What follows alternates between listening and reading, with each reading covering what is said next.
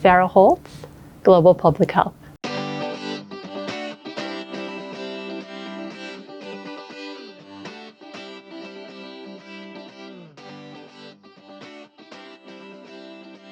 Community engagement is bringing people together with a shared or common interest or passion and working together as a group, using the force of the numbers of people and the people together to create change.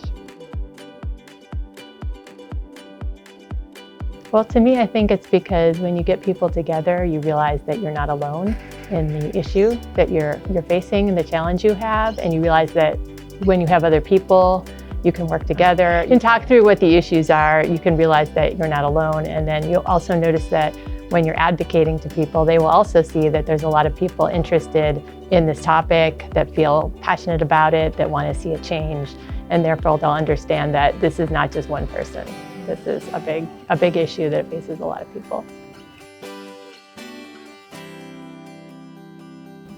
Yeah, so in fact, it depends on how you define a community, and some communities are defined geographically and others aren't. And so a lot of the work I've done locally has been with youth at schools, and so obviously we get together in person and do it. Also in communities in the neighborhood with adults, with people interested in say the environment, get together and remove invasive plants or do something together, but it doesn't have to be. So there's a lot of platforms that you can use to connect with people virtually. You don't even have to know them at all. You can connect through various groups like Facebook groups, LinkedIn groups, etc. And people share stories, they share experiences, they share photos, they share challenges and answers. They say, I'm facing this. They share experiences they've had and hope that maybe others will do the same. Yeah, in everyday life, we can use it in a lot of ways. So when you realize that you have a common, challenge or a problem or an issue you want to address with other people, a lot of times it just creates a community out of that.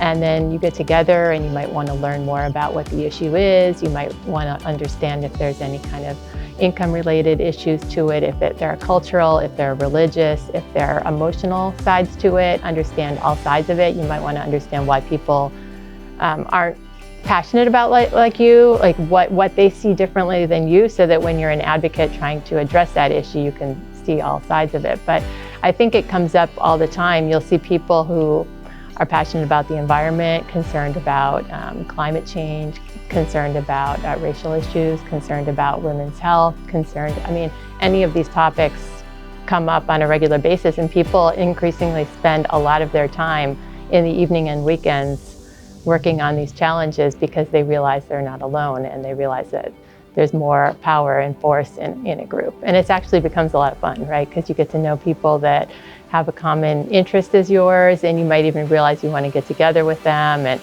not just about that issue, but about other issues. They might share the other issues that they're facing, and you might get interested in other groups and other communities.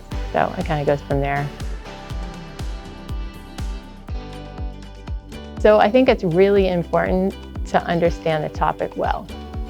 So you can read about it online. You can, there's a lot of materials, there's articles, there's peer-reviewed journals. You can see what other community groups have done. You can look to other cities, other areas, find out what they're doing, how they're doing it. Then you, of course, have to look for other people that are interested and find a platform or a way to meet. So it could be virtually or it could be in person, depending on the geography of the people involved.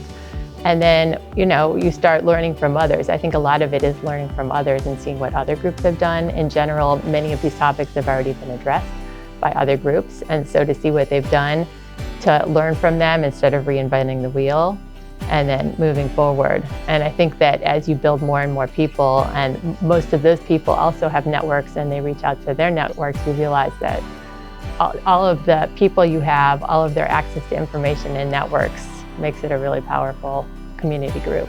Yeah. I always talk when I meet with young Girl Scouts, for instance, I always say to them that when I was in the Peace Corps, I was a young adult, but I saw issues around me that were upsetting to me. I didn't understand. It seemed wrong, some of the situations I saw, and I thought, what can I do to change that, right? If that seems wrong to me, probably other people feel the same way. And with youth, they can do the same thing. If they see something like garbage on the ground in their community and they don't like it, there's probably other people who also didn't like that garbage on the ground, right? Or they think it's wrong that they're turning a parking lot into, or I'm sorry, a park into a parking lot, right? So they might say we'd rather have the park than the parking lot. Probably other people would agree with them. And so, you know, a lot of times we actually listen to youth a lot more because we think, wow, they have the strength to get together. They, you know, have self-confidence, and, you know, I think that's the direction we need to be going in, is to have more and more youth having the confidence to be able to do this. But I always say that if you see a problem, you're probably not the only person who sees that problem that way, and there's probably other people who would want to work with you on it.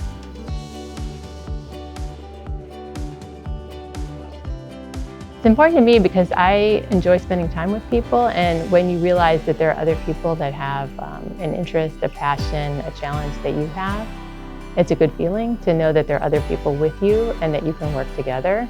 And oftentimes you can benefit from the strengths of those people. Some people might be better at communicating, some people that might be better at researching, bringing people in. You know, there's different roles in community engagement, and when you bring enough people together, you have all of these roles filled. And this is how I feel we're going to have a lot of change in society, not just at all levels, local level, all the way to the national level, led by youth, led by young adults, led by, you know, adults and everybody in between.